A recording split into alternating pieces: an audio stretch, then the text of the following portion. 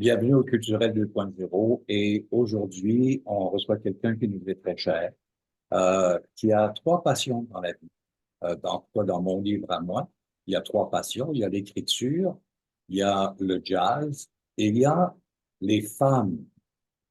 Là, tu parles bien de Stanley Pierce. Cette année qui va publier à compter du 6, en tout cas, ça va être disponible à compter du 6. Noir Satin, publié chez Boréal.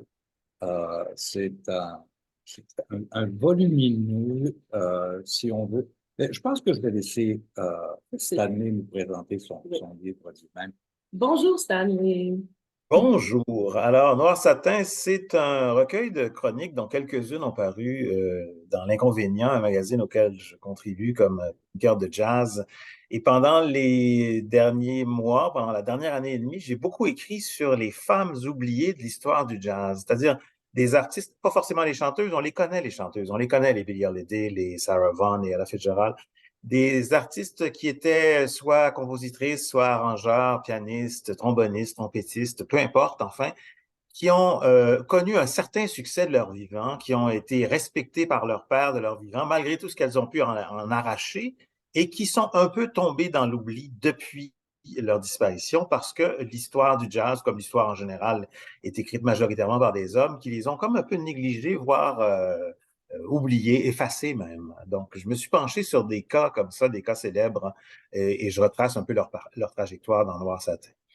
C'est curieux parce que, excuse-moi, c'est dit, on retrouve la même chose en art visuel, on retrouve la même chose en danse. Tu sais, c'est comme si à un moment donné, des femmes n'existaient pas et tout à coup, depuis quelques années, on les découvre. Et ma surprise, ça a été d'apprendre que la femme la conjointe de Satsumo fait partie de cette quinzaine de femmes dont tu parles. Elle a été sa première pianiste. On parle de Lillian Armstrong. Elle était la première pianiste. On dit que derrière tout grand homme, il y a une femme. Elle l'a beaucoup poussé à faire la carrière qu'il a faite. Et à un moment donné, quand ça a décollé beaucoup, il a changé de pianiste et il a lui-même un peu tassé. Ils ont divorcé. Ils sont restés amis quand même toute leur vie. Et cette femme qui a donc été importante, non seulement dans la vie de Louis Armstrong, mais aussi dans l'histoire du jazz. Il y a certaines compositions qu'on attribue à Armstrong qui, en fait, sont des compositions de Lil Armstrong. Après sa mort, elle a disparu. Quand on parle de Struttin' with Some Barbecue, qui est une pièce enregistrée par Louis Armstrong, on dit toujours que c'est de lui, mais c'est pas de lui, c'est de Lillian Armstrong. Ouais, c'est quand même curieux, hein. Stanley, comment t'as arrêté tes choix sur ces 15 femmes? Ben, c'est des artistes que je connaissais parce que je les avais entendus sur disque. Mary Lou Williams, je la connais. Les gens qui connaissent beaucoup le jazz savent qu'elle a été une grande, grande compositrice, savent qu'elle est une des premières à s'être produite à Carnegie Hall dans les années 40 avec une suite qui mélangeait la musique classique et le jazz. Elle a fait des arrangements pour Duke Ellington. Elle a été la marraine du jazz moderne. Elle a encadré le travail de Monk, de Dizzy Gillespie. Mais elle a disparu. Elle aussi, on en parle relativement peu. Il y a une femme moderne qui s'appelle Jerry Allen, qui est dans le livre aussi, qui est morte il y a très peu de temps. Jerry Allen, ces dernières années, avait beaucoup fait pour qu'on se souvienne de Mary Lou Williams, a travaillé à ressusciter l'importance, ressusciter l'œuvre de Mary Lou Williams à cause justement de sa contribution qui était géniale. Alors, il y a des cas comme ça qui étaient évidents, puis il y a d'autres qui ont demandé plus de recherche. Entre autres, je fais une découverte et ça devient une histoire fascinante. Puis comme c'est pas un roman, je peux même vous dire comment ça finit. Mais il y avait Ina Ray Hutton qu'on appelait The Blonde Bombshell of Rhythm. On voit ses vidéos sur YouTube.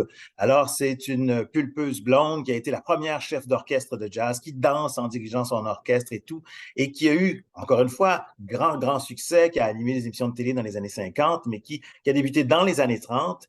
Mais longtemps après sa mort, on découvre qu'en fait, cette blonde bombshell of rhythm était d'origine afro-américaine par sa mère et elle a caché toute sa vie comment dire, son appartenance à la communauté afro-américaine parce que ça lui aurait nui à l'époque. Et donc, c'est seulement après sa mort que tout d'un coup, quelqu'un fait une enquête et dit « Oh mon Dieu, cette femme était en fait une sans-mêlée, une métisse. » Valérie Snow, qui c'était? Valaïda Snow, c'était une trompettiste et chanteuse, un peu l'équivalent de Louis Armstrong au féminin. Louis Armstrong lui-même disait, parfois quand je l'écoute, je ne sais pas si c'est elle ou c'est moi qui joue de la trompette. C'était une méga virtuose qui a voyagé, une des premières artistes de jazz qui a voyagé à travers le monde, qui s'est produit en Extrême-Orient dans les années 20 et qui a été une grande, encore une fois, une grande soliste et tout. Bon, elle est prise en Europe au moment où éclate la Deuxième Guerre mondiale. C'est pas le meilleur endroit où être quand on n'est pas de race aryenne, disons.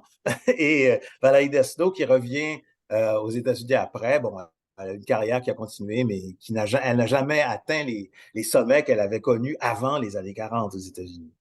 Il y a une migration très importante des Noirs de descendance africaine ou américaine sur Paris.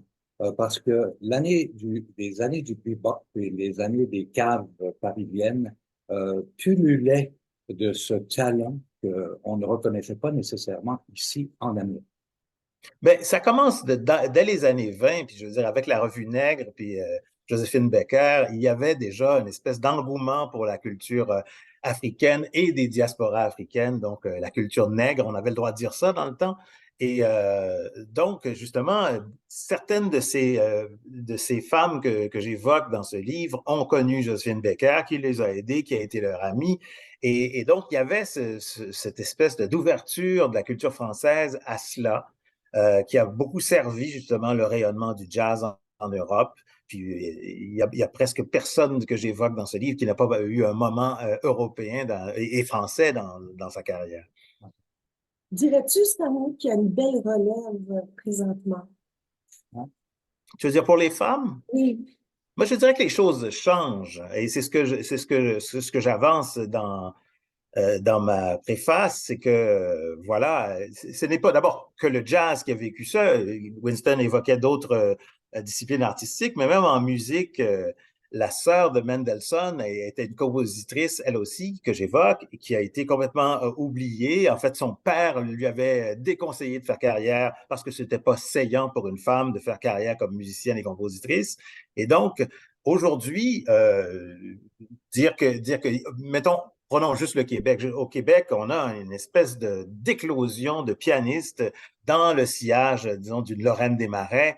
Il y a tous ces jeunes pianistes, là, André Boudreau, Émile Roussel, Gentiane MG, tous ces jeunes pianistes qui font de très, très belles carrières dans le jazz, comme non seulement comme soliste, mais comme compositrice. C'est dire que les choses ont commencé à changer. Mais je veux dire, le jazz a 100 ans, là, ça a pris longtemps avant qu'on en arrive là. Et c'est triste pour les Melba Liston, c'est triste pour toutes celles que j'évoque là, Flora Bryan. Ce sont des femmes qui avaient des talents exceptionnels, qui ont été, comme je dis, reconnues, qui ont tourné, qui ont joué, qui ont enregistré des disques.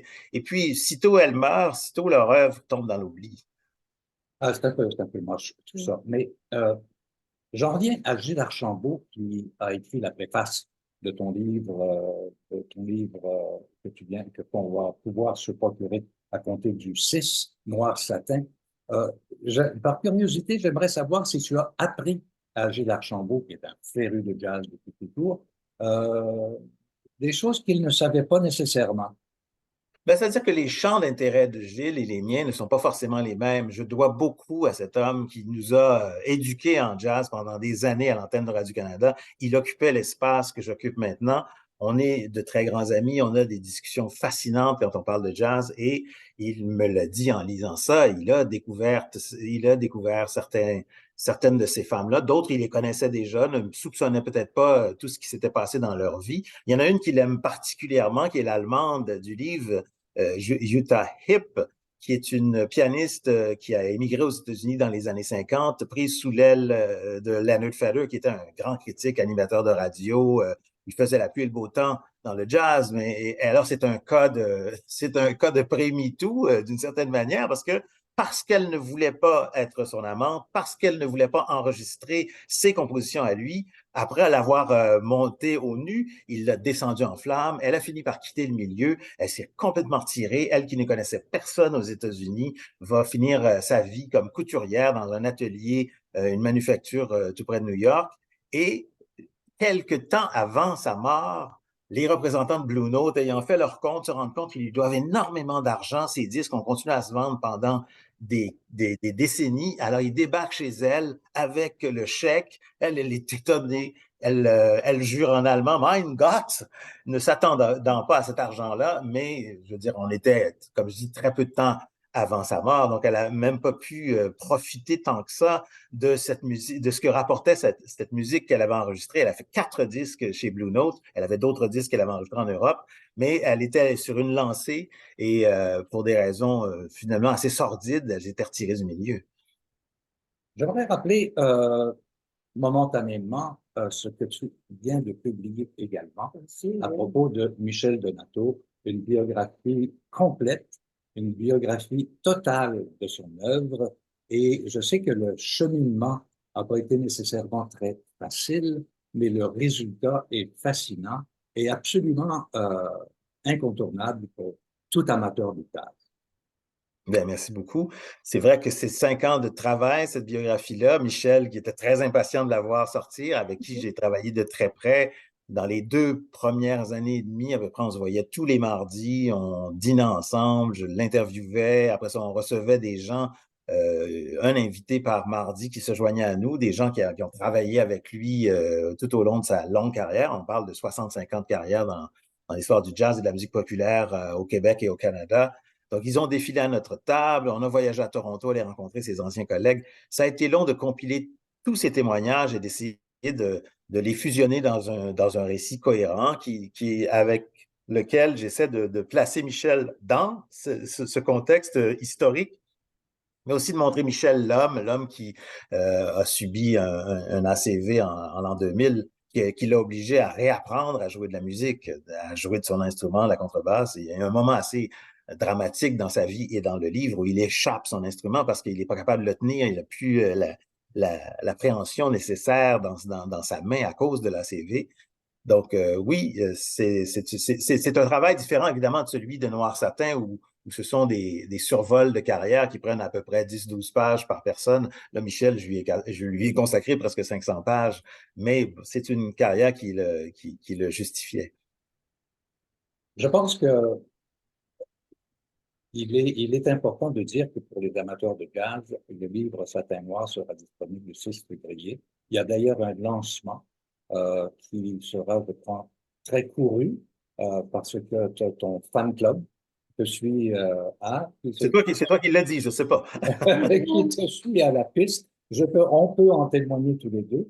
Et je rappelle qu'on parlait de Michel Donato, que c'est publié chez Main Libre, mais que ce qui sera disponible à partir du 6 février est publié chez Boréal.